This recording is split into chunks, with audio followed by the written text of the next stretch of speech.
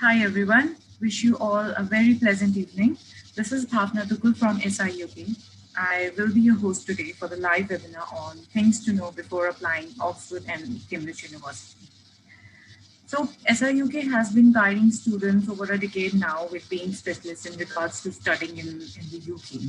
So in this regard, our key speaker, Ms. Ravina Balani, alumni of Oxford University, will deliver the keynote address and Q&A session post presentation. So I request all the students out there to send your questions via the chat panel, which we will be able to answer once the session is over.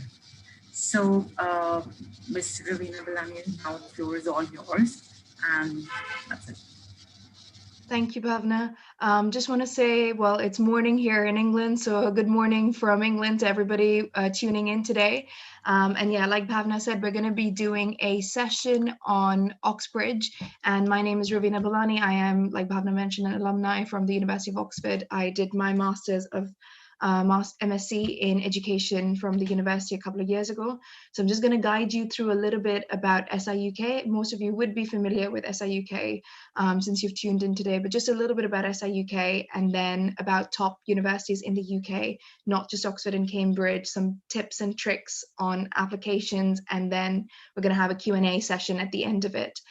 So without further ado, I'm going to start off with who we are. So we are UK University specialists. We offer support and advice to international students like yourselves who are applying to UK institutions. We are the official representatives for UK universities, which means we have got contractual support from the universities to represent them in that capacity. And we've got experienced counselors in our global offices from around the world. So no matter where you're applying from, we can offer you support and advice in your language to apply to any top UK institution. A lot of our consultants are British Council or UKVI trained. So UKVI is the UK Visa and Immigration Services. So they've got a lot of in-depth knowledge on applying to UK institutions and how the whole process works. So just kind of starting off with a little bit of information about UK universities and specifically top UK universities. So when we think of UK institutions, a lot of them kind of make it into the world rankings and fall into the top 100 of the QS world rankings. So this was true back in 2016 when 18 of the UK universities made it into the top 100. And this still holds true in many world university rankings, be it Times Higher Education, the Good University Guide, or the Sunday Times. A lot of the UK institutions always make it into the top 100 of the world rankings. The UK is also known for having many ancient institutions. So 7 of these were founded before the 1800s and are very well known for their culture, heritage, and kind of traditions that have lived on till this day and age. And these include the University of Oxford, Cambridge, St Andrews, Glasgow, Aberdeen, Edinburgh, and Dublin. And some of these campuses have been in place since the 1800s as well. The other type of institution in the UK is the red brick universities. So the red brick universities were started off as science and engineering colleges back in the industrial parts of the UK, and there are kind of 6 large institutes that got their university status prior to World War I. And these are namely Birmingham, Bristol, Leeds, Liverpool, Manchester, and Sheffield. So these are also very prestigious institutes, and they're kind of known as red brick universities just because of the construction and the way they were built with red brick. So they are very distinctive in the way they look and feel, and they're primarily known for their science and engineering courses. The other form of top UK institutions are famously known as the Russell Group. So this is equivalent of the Ivy League in the US. And the Russell Group was formed in 1994 with a bunch of British research institutes, and they're primarily known for being very research intensive, and they attract around 3/4 of the public research funding given to all of UK institutions. So if you study at a Russell Group Institute, it's considered to be one of the most prestigious UK universities you could potentially study at. So how should you go about choosing your university? It sounds like a very obvious thing to say, but you should primarily choose your subject first and then go about choosing your university. Because a lot of children have this, or students have this ambition of being part of University of Oxford, University of Cambridge, but it's really important to find a course that would actually fit your needs and also be in a way that they offer it in the college. So sometimes it's important to look at things like subject rankings.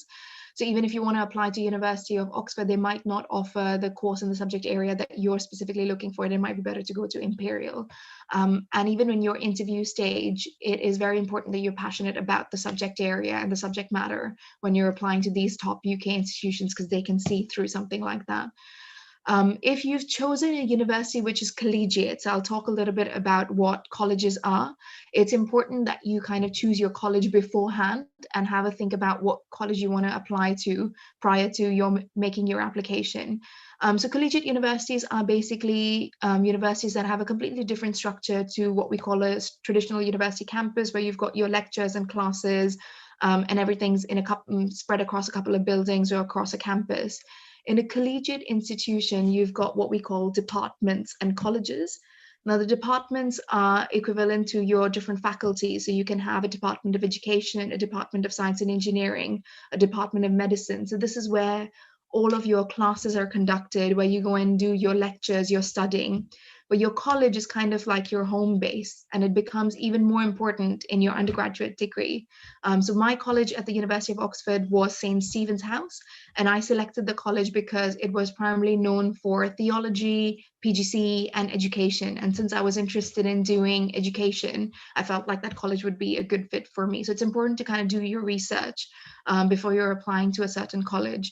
Now, if you're unsure about which college you want to apply to, it's still a very confusing thing on how you go about applying to specific colleges within these universities. You can submit what they call an open application. So an open application basically means that they will select the college for you. I haven't really heard of anyone having a terrible experience and a university kind of picking an unsuitable college for them. So if you're completely unsure, just submit an open application. They will pick a college for you, and most likely you're going to end up loving your college regardless. So if you are on the path of selecting your college, the way you're going to have to think about is think about what subject area you're interested in, because certain colleges are very well known for certain subjects. If you're an international student, there are certain colleges that kind of cater better to international students. There are some women's only colleges in Cambridge. If you're interested in studying in that type of environment, I think there are only 3 of those colleges in Cambridge, so you can apply to one of them. If you're a very athletic and sporty person, then it might be worth looking at colleges that kind of promote that, have scholarships for that, because each college has their own funding. So you will be able to get some support and advice from depending on which college you apply to. Think about what your hobbies are, because you're going to be spending a lot of time in your college. You're probably going to be having your breakfast, lunch, dinner, common room. You're going to be meeting your tutor in your college. It's basically your home for the next 3 years if you're doing an undergraduate, and for 1 year if you're doing your postgraduate. Also think about how sociable you are. So if you love the kind of big environment, there are some colleges that tend to recruit 2,000 to 3,000 students on a yearly basis, like Magdalen College in Oxford, while some are much smaller, like mine with St. Stephen's, who had about 60 to 100 students in their college. So it really depends on what kind of environment is more catered to your needs. So what do the top ranked universities in the UK look for? You, of course, have to have your grades down, which is a 3 A's or at A level or better. So that's the basic requirement for applying to any top UK institutions. You need an IB of 38 or equivalent. Now, this is where your application will stand out from other candidates. You have to have what we call an intellectually compelling personal statement, and have some convincingly strong academic references. So this could be from your professors at your current undergraduate or your high school, to try and kind of collect those references or start talking about your academic references with your teachers and your professors now. Try and get some evidence of any extracurricular interest in the subject. So for instance, I did my undergraduate in marketing, worked for a couple of years in education. So I had about 4 years of work experience in education in Thailand prior to applying to an education degree in Oxford. So even though I didn't have a relevant undergraduate, having all of that kind of extracurricular activity and kind of passion for the area of education, I think really helped me with my personal statement and my application and ultimately my interview. So these kind of things stand out a lot when you're applying to top UK institutions.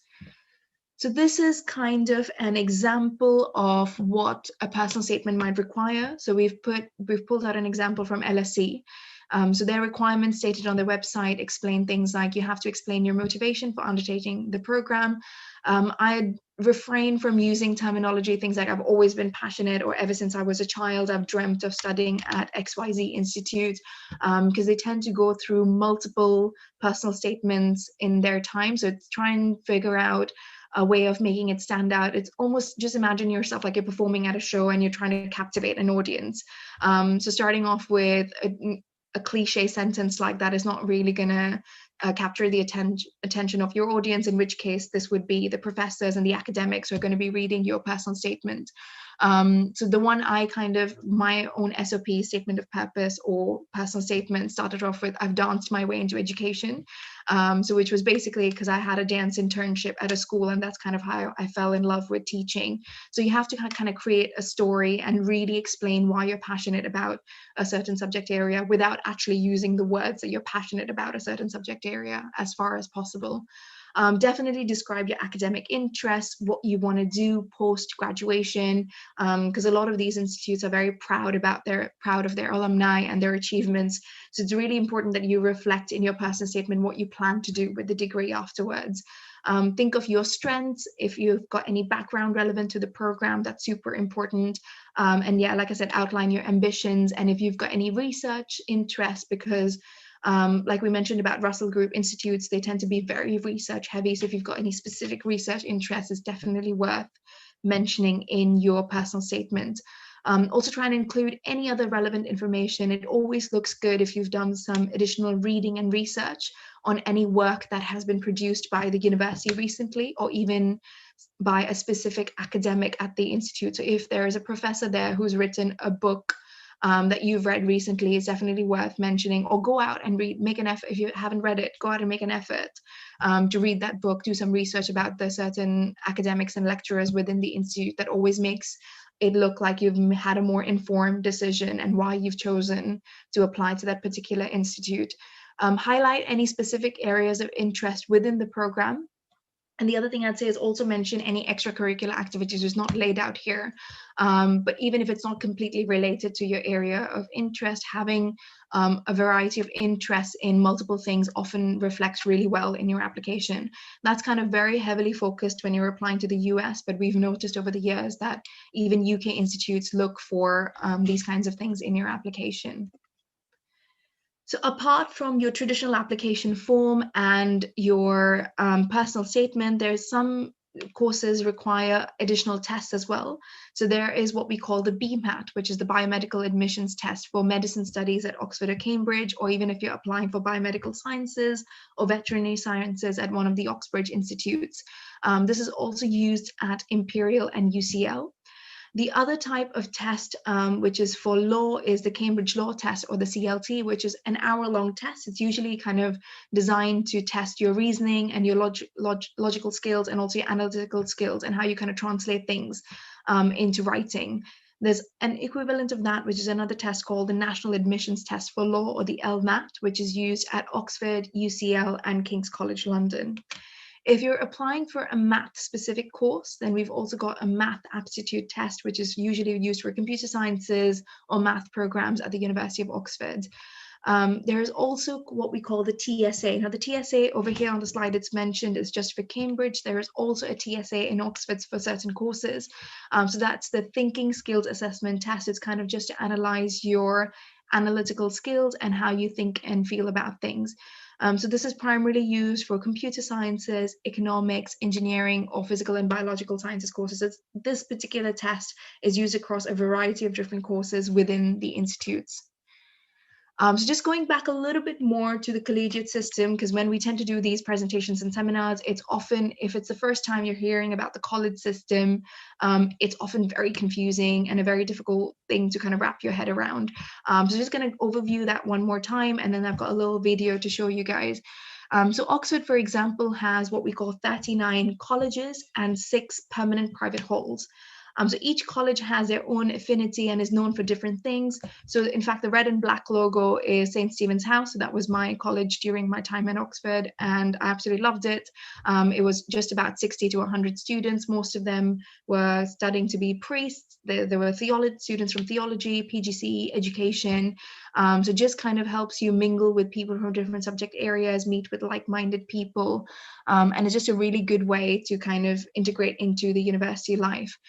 So a permanent private hall is, so apart from the 39 colleges, a permanent private hall is usually of a Christian denomination. So they're not kind of a fully integrated Oxford college, but they have pretty much the benefits and the likeness of any other colleges within the university. Now, Cambridge has 31 different colleges. And like I mentioned earlier, 3 of them are still women's only colleges, even in this day and age.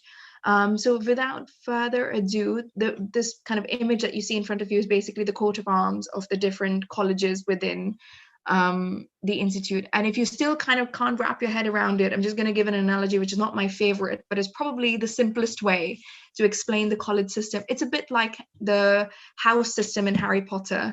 So you go to classes with people from different houses, your Gryffindor, Ravenclaw, Hufflepuff, but you spend all of your time, your common room, everything else is within your college, and that's kind of your home base for the duration of your studies. So I'm just going to show you a quick video to explain what the college system is actually like.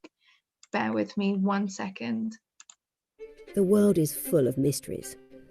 Where was Atlantis? What should you have for dinner? What on earth are Oxford colleges? Alright, so We might not be able to solve the first 2, but the third one's actually Are you pretty able simple. to hear the audio? no. It's not visible. Your video is not visible. Okay, all right, let me just test it.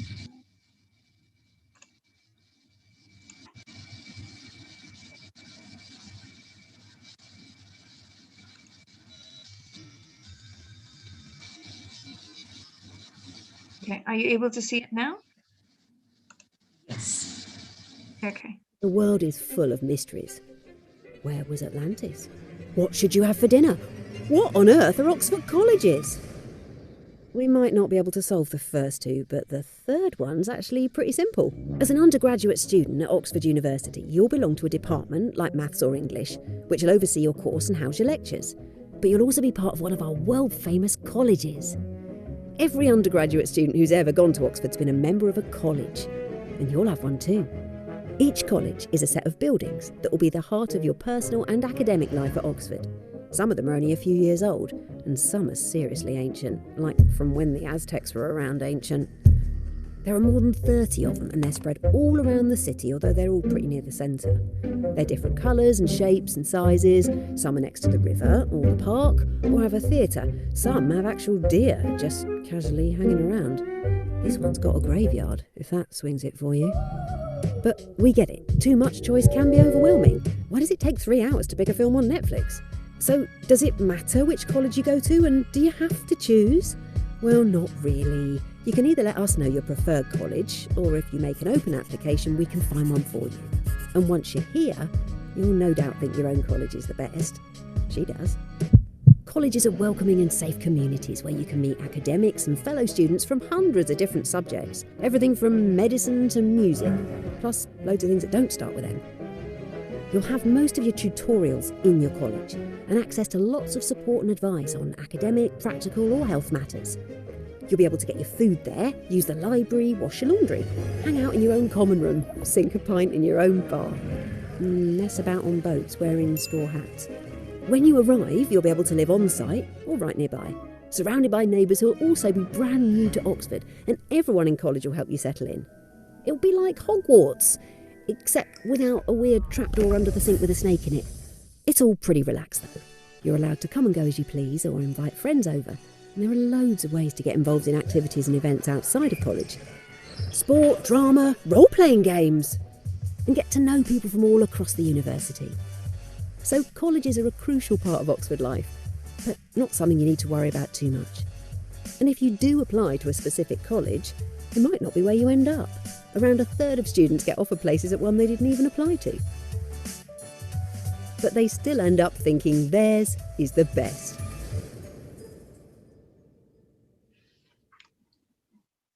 All right, so I hope that kind of helped answer some questions about colleges. But of course, if there is some further clarification needed, do put it in the chat box and we'll be able to answer your questions then. All right, I'm just going to carry on with the presentation. So when you're applying to a top UK university, part of it, of course, is your application, and then you've got your personal statement, and potentially you've got a test. Now you've done all of that and you've got to the interview stage. Fantastic. Give yourself a pat on the back for getting to the interview stage. But this is crucial because this is going to determine whether you actually get in or not.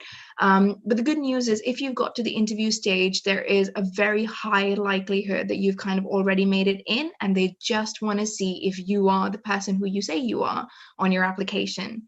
So definitely be yourself, dare to be eccentric, but I wouldn't say too much because there's a lot of these rumors that go around. Someone set a table on fire to get into the University of Oxford. So don't do anything crazy like that. But yeah, dare to be eccentric. Arrogance is definitely not recommended in the interview because the people who are usually interviewing you are going to be your potential professors or tutors.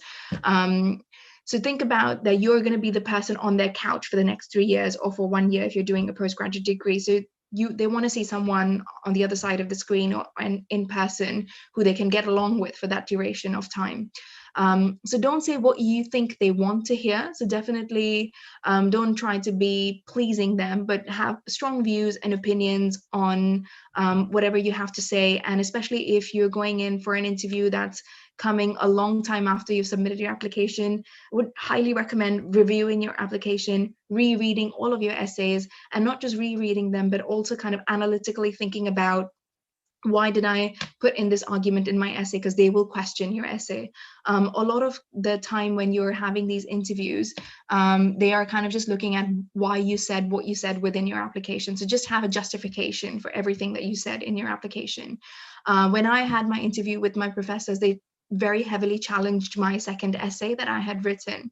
And just because they challenged it so heavily, I thought I hadn't made it into the university. But I guess it's just a question of them seeing whether you're able to hold your ground and have relevant arguments for everything that you're saying. Bear in mind that the interview, like I said, is working out whether he wants to have you on the sofa for the next 3 years, and definitely dress for the part. I know it's all about athleisure and like smart casual these days, but yeah, definitely wear a smart suit if you can. Even if your interviewer on the other side is a bit scruffy, these things are definitely noticed, and it just goes to show that you've gone the extra mile and made a little bit of more of an effort. So bear in mind, these things are often luck of the draw. If there are two candidates who are exactly the same as yours, you might not get picked out, but definitely if you've got to the interview stage, give yourself a pat on the back.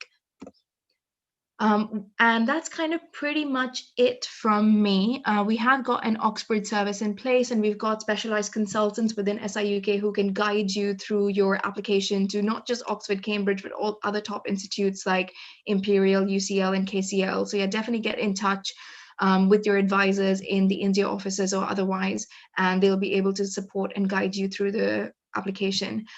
Just a final note to say that, of course, if you've got any questions about the presentation or otherwise, or even if you just want to get a sense from a previous alumni of what university experience was like, I'm happy to answer or take any specific questions now.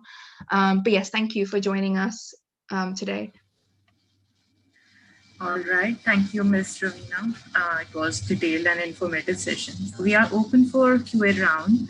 So do we have any questions here?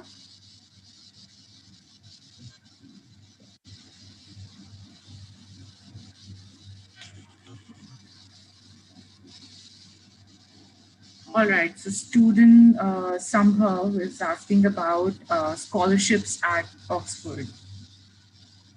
So if you're applying for scholarships, most of the Oxford, when you're applying to Oxford or Cambridge for scholarships, they haven't really got specific scholarships to the university. You can apply via external scholarships. So one of them is known as the Chevening Scholarship, or if you're in India, then you're eligible a lot of the times for the Commonwealth Scholarship. So have a look at generic scholarships that you can use to fund your studies within Oxford and Cambridge. And it also looks much better on your application. Thank you. So next question is from Tanvi. How to apply for postdoctorate? If you're applying for a postdoctorate, then all of their kind of requirements and things like that are listed on the website. There is an application form that you can fill out on the website, and I'd say on average they tend to take a long time to get back to you. So I heard back on my application for almost 3 months later. So the deadline, the traditional deadline to apply for undergraduates is the 15th of October. But if you're applying for a postgraduate degree, then you've got a bit more time. But the sooner the better, because it's just like any other university course. If their spaces fill up, then you won't be able to kind of get in. The one good thing on the Oxford website that I noticed is depending on the course that you're interested in applying for, they have got a sense of how many people have applied for that course in the previous year and how many spaces actually got filled. So you get a sense of what we call the conversion rates. If there were 100 applications and only 20 spaces were filled, you can do some guesswork to determine what your chances of enrolling into a particular course are like. But yeah, the application form is on the website. I think back when I applied, it was £50 for the application. I'm not sure if it's the case now, but it should be a similar sort of price range even now. All right. Thank you. Next question is from Aisha. Do we need to take SAT to get in? That depends on which course you're applying for. So if you've got you can find the entry requirements for each specific subject area on the Oxford or Cambridge website. But if you're looking for a particular course, then they might list that they need the SATs in their entry requirement. But that really varies from course to course. All right, thank you. Next question is from Krupa. What type of grades in 11th and 12th expected, especially from Cambridge board schools? So they normally say if you're doing so the 11th or 12th would be your A levels. I'm just going to go back to the slide about the what they're looking for. So normally it's 3 A's at an A level or better. So if you get A stars, that's even better. If you're doing an IB in your 11th or 12th grade, then that would be 38 or equivalent. If you're doing none of these qualifications, but you're doing an Indian qualification that could be translated into one of these, I think there are services in place that can give you a sense of what that would be equivalent of in terms of an English degree.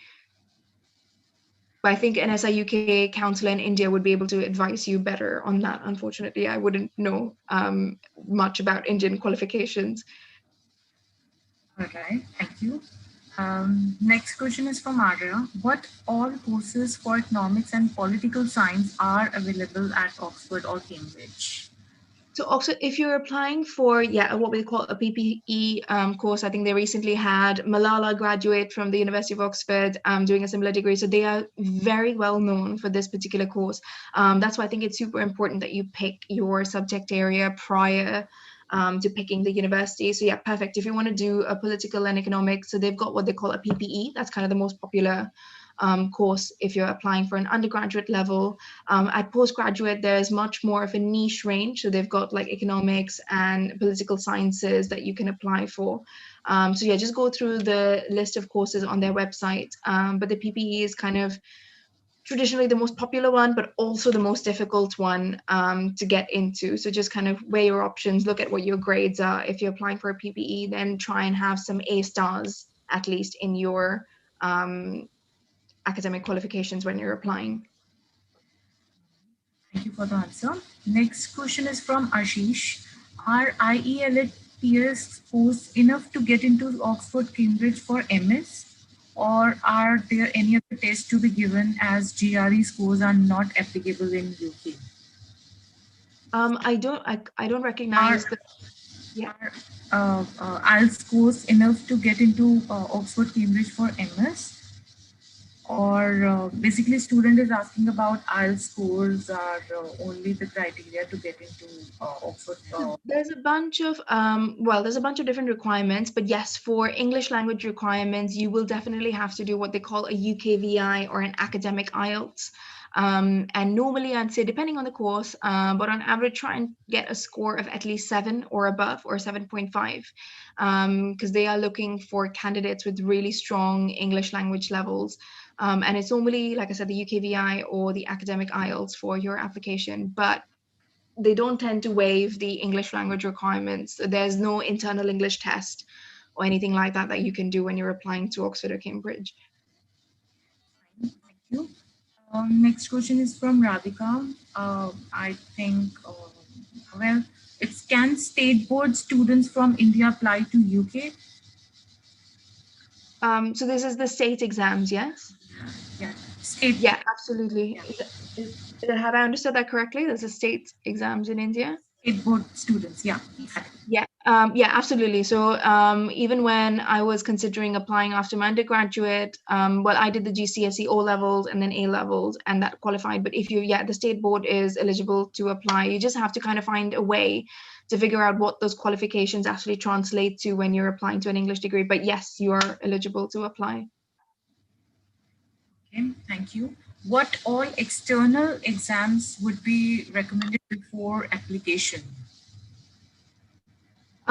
Not so much external exams. I think the exams would be just kind of whatever is stated in the entry requirements. So like it really varies from course to course. So I think we had the admissions test example. So this would be something that's actually mentioned in the application form. So like they'll tell you if you're successful in the initial stage of your application, then depending on if you're applying for law, you might be asked to appear for the Cambridge law test, or if you're applying for medicine, the BMAT test. But apart from these, you don't really have to do any external exams other than, I guess, the IELTS. Just kind of spruce up your CV or your personal statement based on any extracurricular activities, any hobbies, or any kind of internships that you can do in your time. That's more important than doing additional diplomas, or because you're going to the university to learn, so they're not expecting you to have already done a diploma or other exams in the subject area that you're applying for. All right, thank you. Next question is there any journalism course there for PG? Or as I'm doing bachelor in journalism at Delhi University, which test is required? I don't think there is a test required for journalism, so you would just require very high. This is where the IELTS would be super important. So with courses like journalism, which require you to be kind of writing and speaking in English a lot of the time, you will probably almost have to get a perfect score in journalism to be able to apply to any of these institutions. I'd recommend at least, again, 7.5 to 8 for these. I don't think there is any other tests required for this.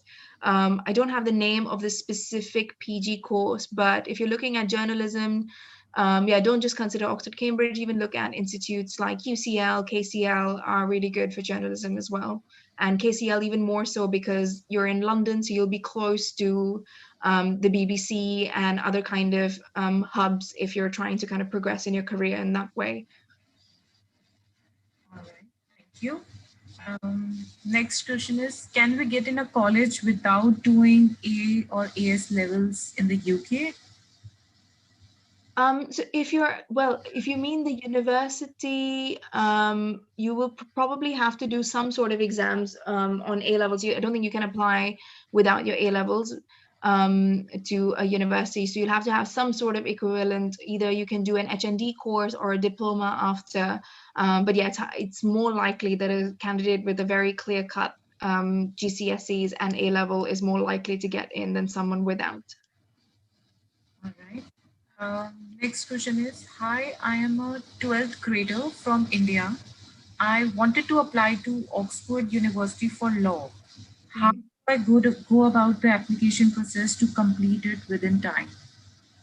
So yeah, you can start, now is a good time to kind of start looking at the application and take your time with it. So just go on to the Oxford University website, pull out the application form. It's quite long. They'll ask you a lot of questions. And then again, if you qualify for the next stage, you might be asked to do one of these tests mentioned on screen. But if you're applying for law specifically, think about where you want to end up practicing law.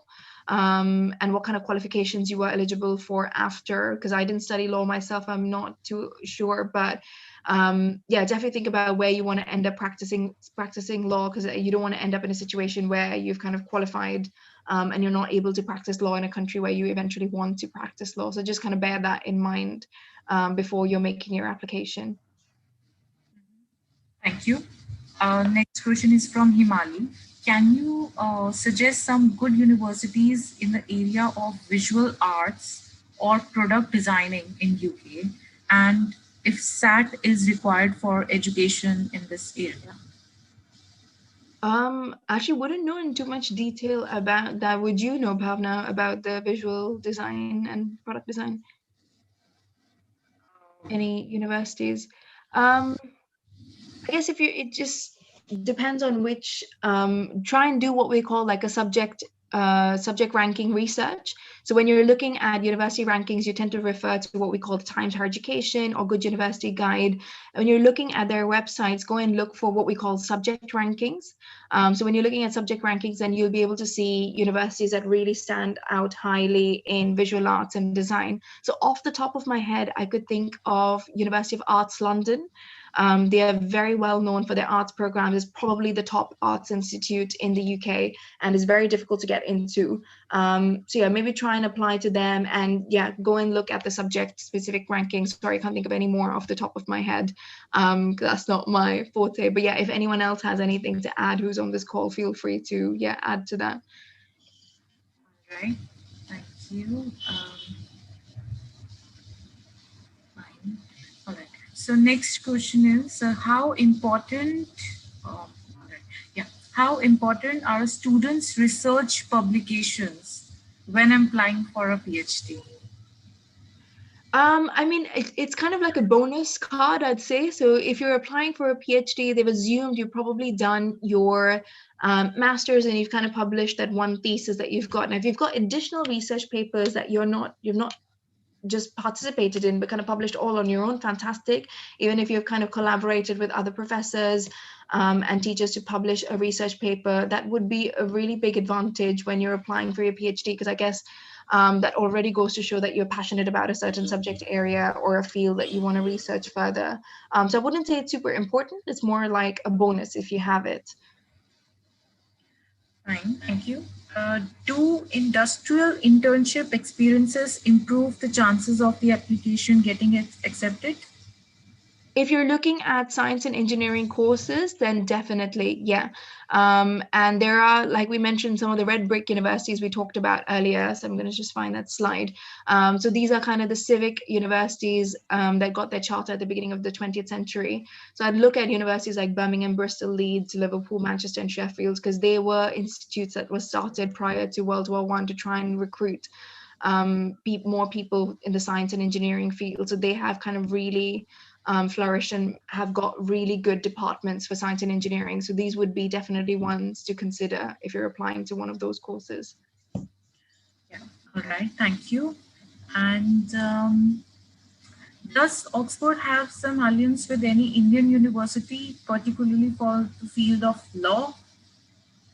I'm not aware of any alliance that they've got with any Indian universities. I know that they were considering at some point an alliance with a Chinese university, and they haven't got what we call any branch campuses as well. But over the years, Oxford is kind of trying to diversify the groups of students that they recruit. So they are trying to recruit more international students. So yeah, I would encourage you to apply to the university regardless of any alliance.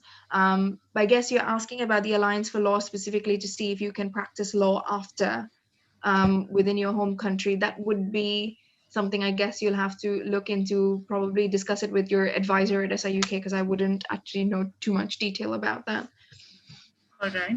Next question is, does Oxford have merit-based scholarships for law?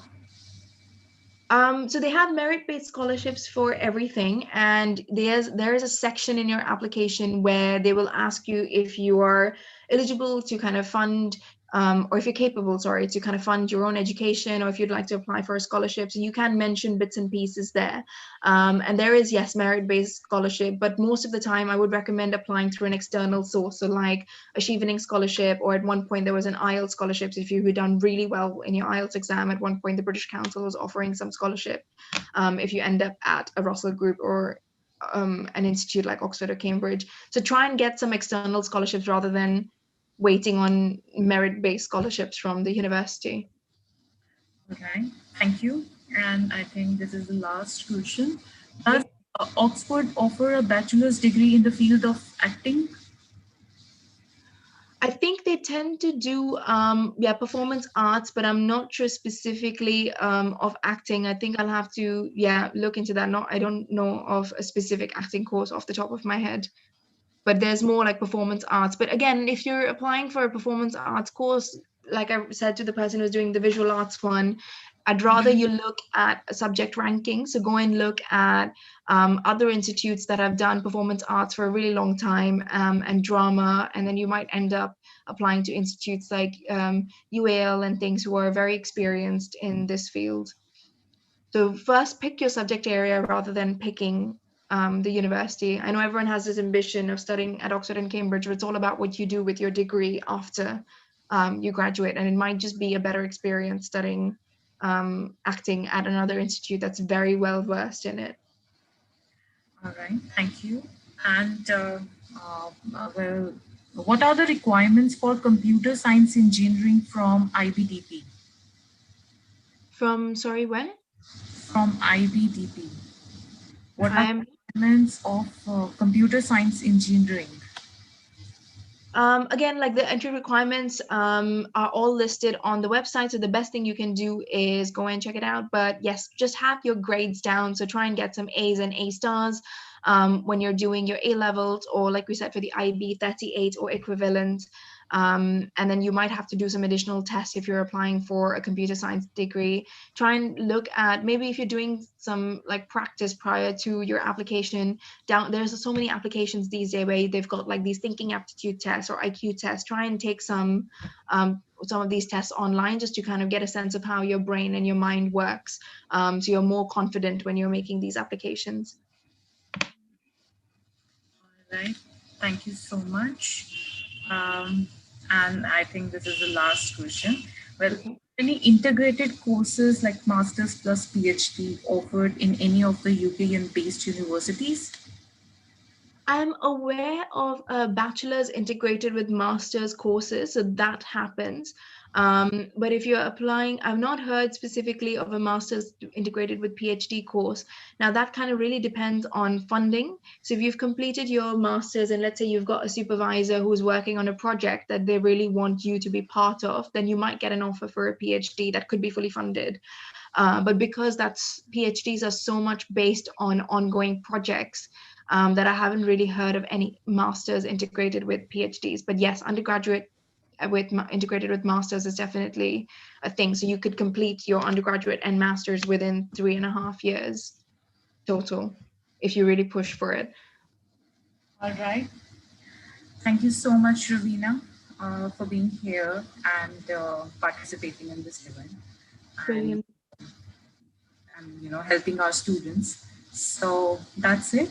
And thank you all for participating, and also thank you all in the webinar who are participating now.